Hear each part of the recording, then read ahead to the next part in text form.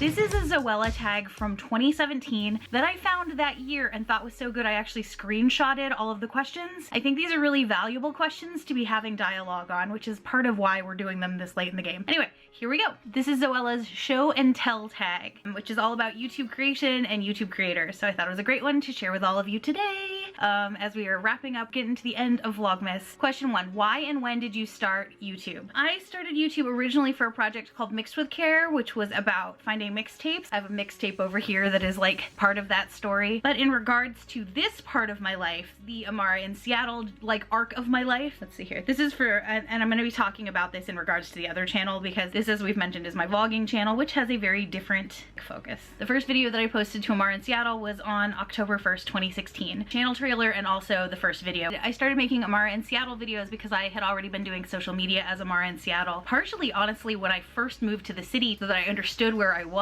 and because social media was like really popping off and I was very interested in what you could do with it. And then that grew and grew to being about sharing things and resource gathering, and I wanted to kind of start doing like actory type things in a space like this, so that's how we launched into eventually making YouTube videos. This felt like something that needed to happen. So I'd been thinking about making videos for a long time. I'd been going to things like, back in the day, Seattle had a convention called Vlogger Fair, and I went to all of those, so I was really interested in what was happening with YouTube. For me, I don't know about all of you, but for me, whenever I get really interested in something, I eventually find myself working my way into trying those things. Like, that's part of my learning process, and so kind of I started making YouTube videos to learn and to see what it could do, and it has done many things. Question 2, what's the first video you ever uploaded, and show us a clip? The first video I ever uploaded, as I mentioned, is that Mixed with Care video. I can show you a little clip of that. It's Twitter, you can Gmail me. Do people say that? But what I think is better to show you is a little clip of the Amara in Seattle trailer, because that's really, like, it was a major, that was like where I started feeling like YouTube was in my life. Before that, it was like I was kind of occasionally, like twice, making a video of using YouTube. This was where YouTube became part of my journey. Fueled by discovery and communication, the internet has a special power to connect us, make borderless communities, build digital friendships, and to transform goals into realities. To make the seemingly impossible possible together.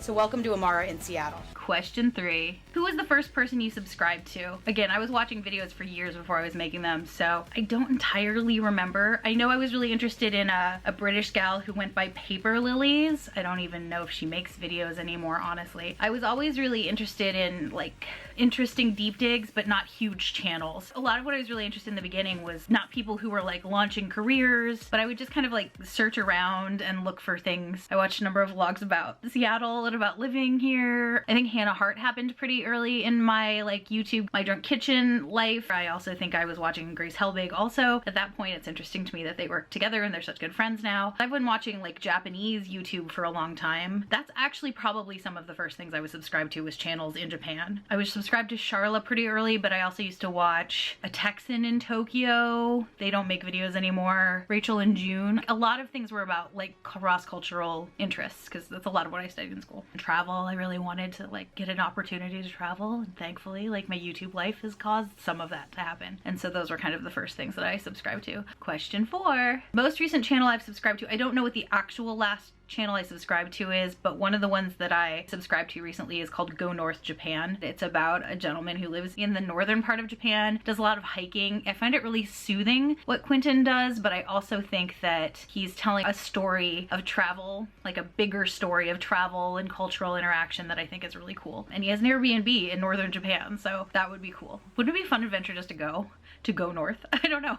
Go North, is that a song, right? I think that's a song. Anyway, so that's like the last one I can remember. Question 5. What is your least favorite video you've ever uploaded? I have never thought, man, I wish I hadn't uploaded that video, with the exception of one that I actually privated because I just didn't feel like it felt like an Amara in Seattle video, so I like cut it out of there. I'm happy with them. Honestly, it's kind of wonderful to hear this, but I've never like sat there and gone, oh, this is a video I really don't like. There's so much room for improvement across them, but I love the journey that has happened and like a lot of the steps of those videos. Like, there are videos that I had to make, like I turned over really fast, which I don't think are like the best made videos, but I definitely think a lot of those had growth lessons for me and also have taught me about storytelling, and I think those are I don't know, like in a way, those are some of my favorite videos because I managed to get them done. I don't have a least favorite video.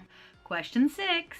My most popular video. Again, we're gonna go to Amara in Seattle. The most popular video on the Amara in Seattle channel is the old channel trailer, which means it auto-played whenever anyone encountered me. So that's why that one is the most popular one. Just slightly below it is the current channel trailer, but it's also a video that I use all the time to explain my journey, which is called Internet Magic. That video was pretty much like conceptualized during the middle of the night at the first VidCon Australia. And it was a moment when I really had a lot of clarity about what I was doing with YouTube in terms of like where I wanted this journey to go and what I was finding, and what I found was internet magic. And both of those, because they've been channel trailers, have been like on the front page doing auto plays, so they're gonna naturally have more views. But the one that is probably the most notable, Feeding Cute Deer Kauai Japan Bucket List Adventure. One of the reasons I think that video did so well is I had someone filming with me, and that was like really exciting for me. I feel like you can really feel how happy I was to be in Nara in Japan and to be experiencing that. And I think that comes across really crisply in that video. Also, the deer are super cute. The deer are the star of that video.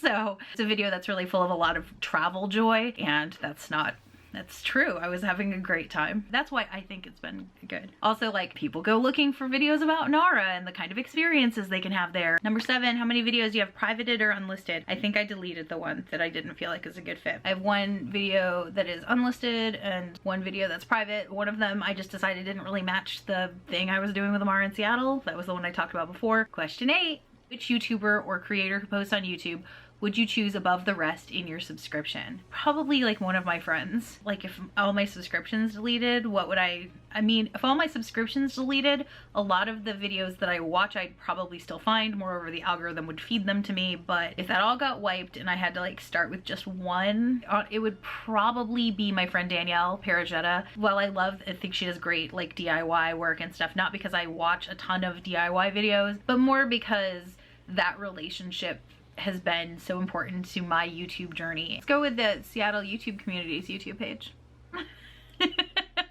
Is that cheating? I don't care, it's cheating. But it's a silly question. Ugh, I would not like this as well. The answer is I would not be thrilled if there were no subscriptions left. Number 9, who would be your dream collaboration? I have a whole huge list of dream collaborations. I think collaborating is one of the most beautiful parts of YouTube. On the main channel, Amara in Seattle, I have a history of collaborating with a whole bunch of people. I love collaborations. I think it's one of the great things you can get out of like a YouTube journey. The answer is I would be interested in collaborating with a lot of different people, but I have kind of like dream collaboration projects, and I've thought a little bit about posting a video at some point about my dream collaborations. If that sounds interesting, that would most definitely end up on the main channel on Amara in Seattle. I think of YouTube as being about community as a subject. I think there are so many collaborations I'd be really interested in doing. I'd like to do collaborations with a lot of local creators, with a lot of international creators. I'm interested in collaborating in exciting ways. I want to create something cool and beneficial and interesting if I'm going to be collaborating, to really make something that stands out. I have an entire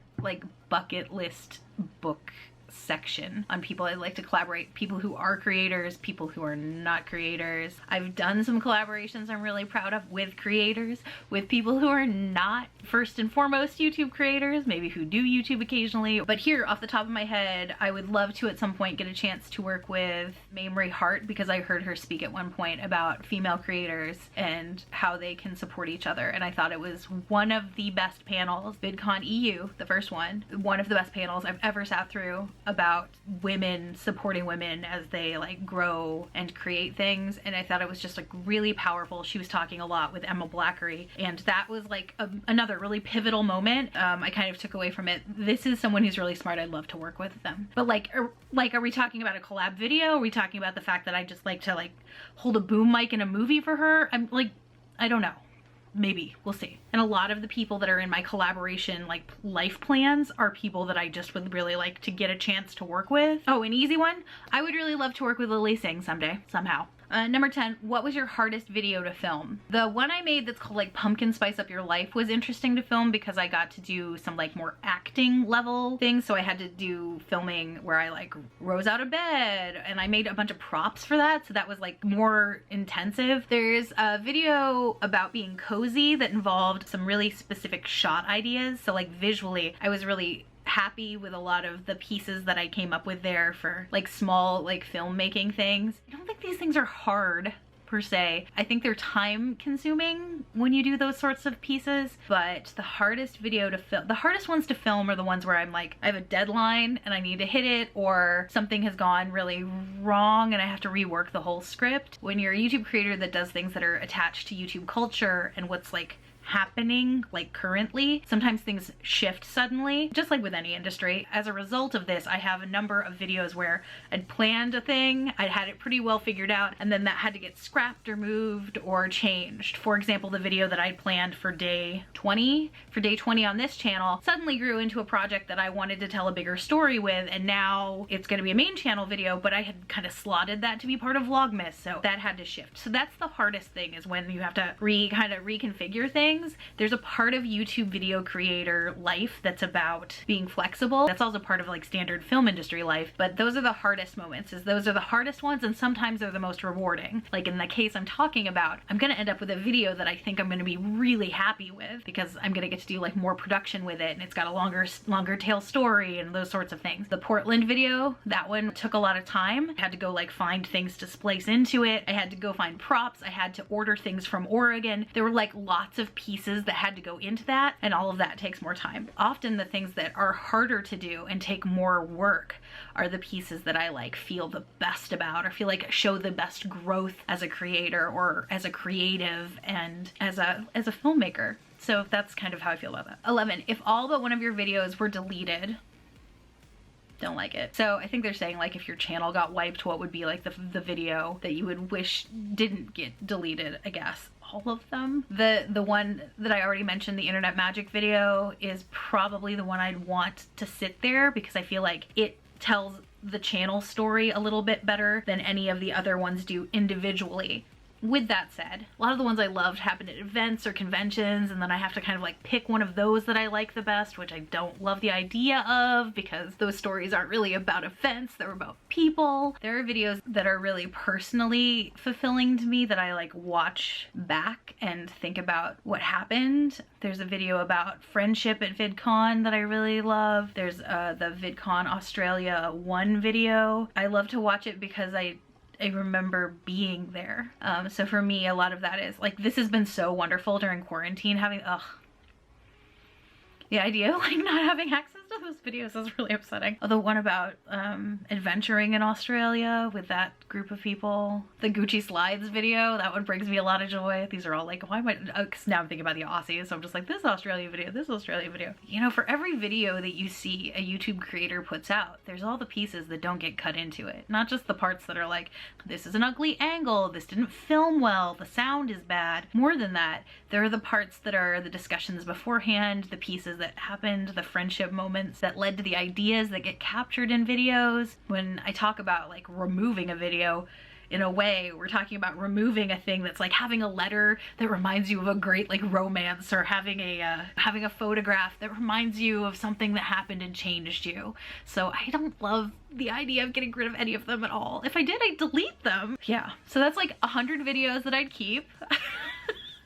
The internet magic video is probably the one that would be the most logical to keep. What is the best thing to have come out of creating a YouTube account? This is a hard question. In another form, this question is like, do you like who you are, Amara? It's not YouTube itself, but using YouTube to really go after my life. The best thing to come out of YouTube is people, not just collaborations, not just videos. It's like genuine community building, genuinely getting to meet people that have changed my life, getting to be inspired by people who've done amazing things with this platform, with other platforms, with social media, with marketing, with events work that people have done, writing people have done in conjunction with this, creators who tell stories that are hard for them but that need to be told, creators who are making things that are enacting change or explaining life to people who don't see it. 100% the best thing to come out of YouTube and joining this YouTube journey and taking part in this adventure is people. Full stop.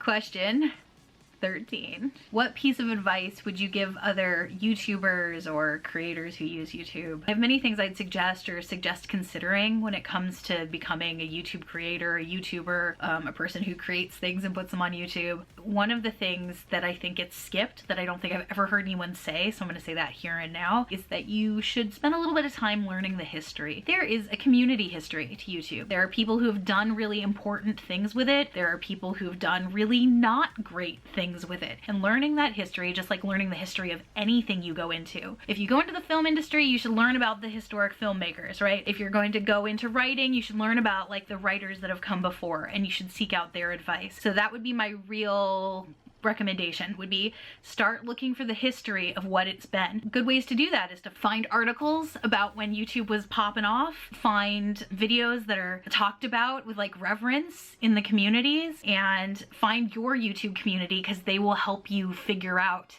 how to learn the history. They'll put you on the trail to the leads. Many moons ago, about a year and a half ago, I was ice skating with my friend Tanner and talking about how much and how beautiful like the things that were happening in my digital life and YouTube life were. I think I mentioned VidCon and brought up like Hank Green and John Green and all the things that they've done. And he said to me something really interesting. Now, we went to college together, and my friend Tanner said to me, you know, I tried to get you to watch them when you were in school.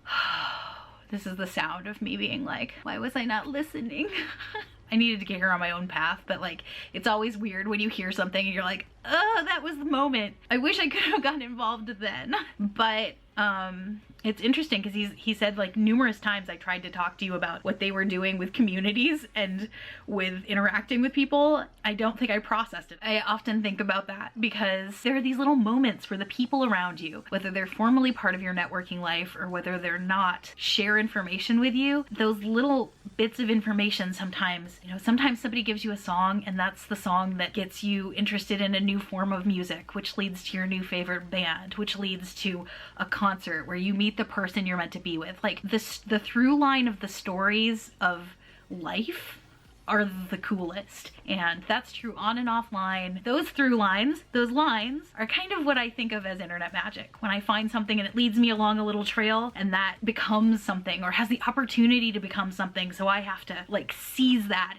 and create something with it or make something of it. That's what I think of as internet magic, and that's one of the strong things that I think is so wonderful about what I've been able to do and find and have with this platform. And that's one of the things I think is the most like beautiful about what I've seen happen here and what I've gotten to be part of that's happened on this platform and on social media platforms as well. I think it's great.